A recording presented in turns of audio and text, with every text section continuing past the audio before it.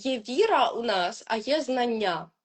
От намір це в категорії знання. Дивіться, ми віримо в Бога, але ми знаємо, що у нас є рука. Нам не треба в це вірити. Ми це знаємо. Угу. Знання це щось, що у нас вже є беззаперечно. Ми віримо, можливо, хтось там в магію, чи в астрологію, чи що зірки впливають на людей, хто в що вірить.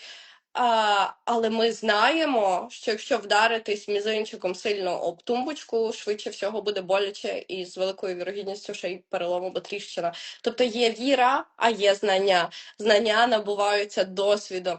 Робіть мікродосвіди щастя в своєму житті. Тобто, коли люди вам щось дали, коли сталася якась несподівана позитивна подія, фіксуйте це зі мною, зараз це стається і далі це просто буде як сніжний ком. Просто люди завжди фіксуються на Ти знаєш, деструктиві.